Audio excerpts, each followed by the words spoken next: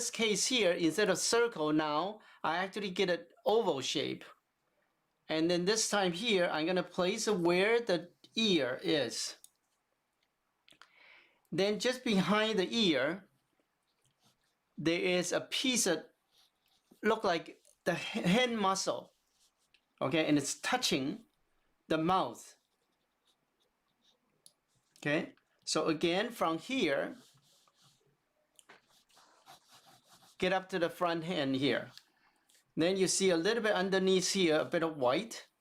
Okay, the back of the neck dropped it almost to here. Then the muscle from the leg is in the front and it's pretty big. Then I'm gonna have to imagine the back of the squirrel coming down this way here. Okay. Then the feet, of course, just in the front here. And it's not important whether or not you get all the detail at this stage.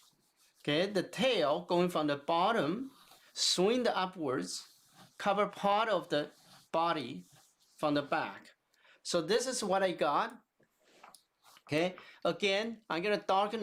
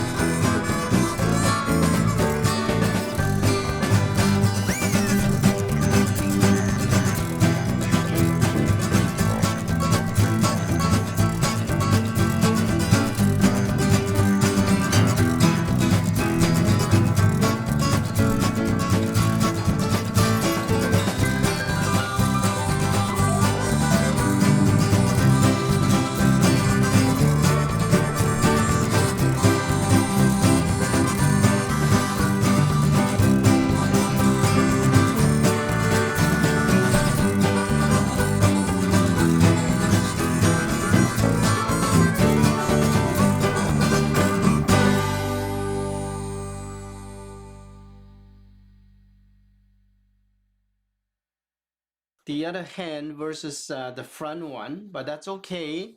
Okay, so we do what we see. Okay, all right. So here, that line, I'm gonna get rid of them. I'm gonna convert it to hair. Okay, so you notice the hair going at a direction which is different than normal. Okay, so we get rid of that oval shape again. Then go back to the back leg here. I'll give a little bit resemble the hair. Okay, you follow the photo of showing the direction of how the hair should go. You don't need to do every single hair. Okay, then I'll come down to the feet and notice that I see a little bit of the toe, but not a lot. Okay, because it's getting dark. Gonna add one more toe here. Okay, so now I'm sort of ready for the tail. So I'm gonna switch my pencil. I'm gonna come back to the face again, okay? Because I noticed the face, there's a slight mouth being seen.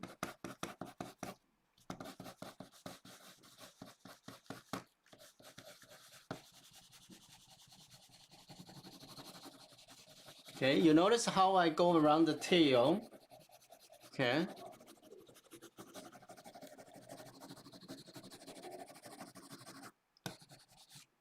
Swing over to the back here. Then they go outwards.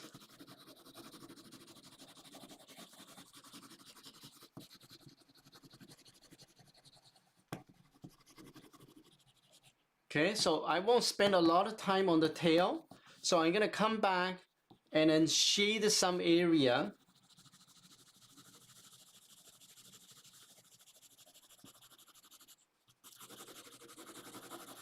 Okay, come back to the head.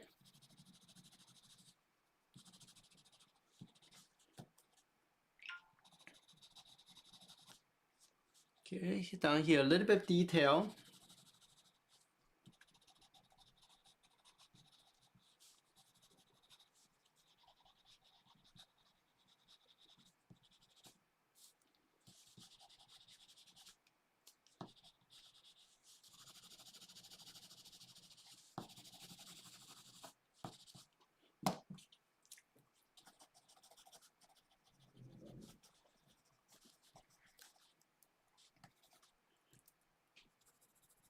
Okay.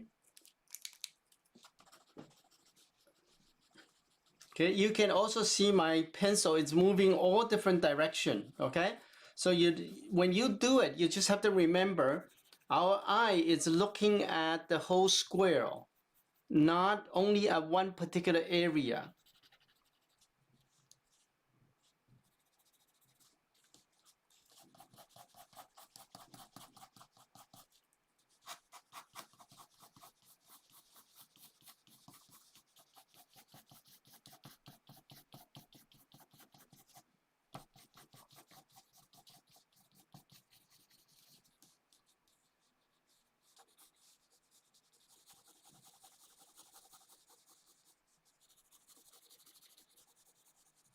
Okay, so I got up to this point here, my squirrel.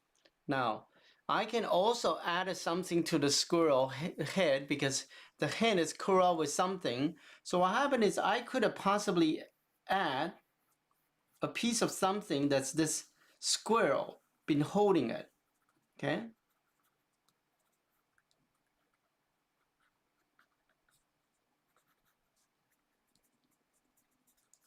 So this just create a bit of interest that this squirrel is holding something, okay?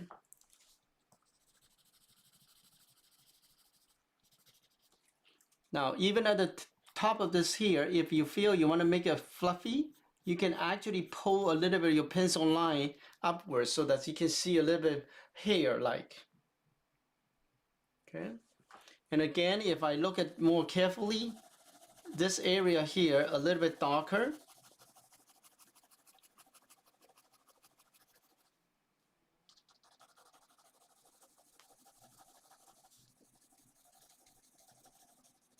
Okay, so I can do it this way here.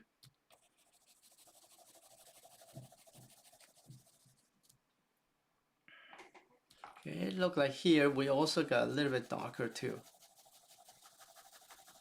So each time I shave a little bit, it actually would give me more dimension to this squirrel and would resemble more. Okay, see, it look like in here that my oval shape is giving a little bit cut to the face to have a line there. Now this time here, I'm gonna deliberately put a whisker in there. Okay, previously I didn't put whisker, but the whisker should be around this area here. Now, a lot of time we do not put all the whisker on it. If we put too many, then it doesn't look nice. Okay.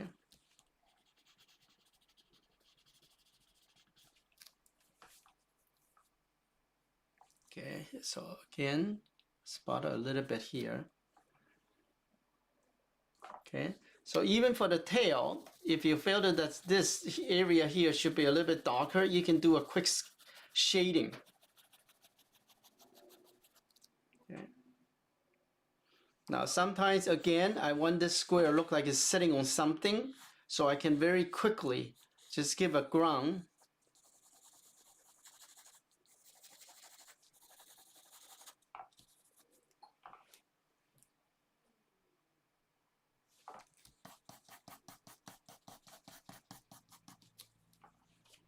Okay. So I'm not too sure how far you guys on, but I would like to take a look to see how everybody's doing with a squirrel. Okay, so in a minute we're gonna give you the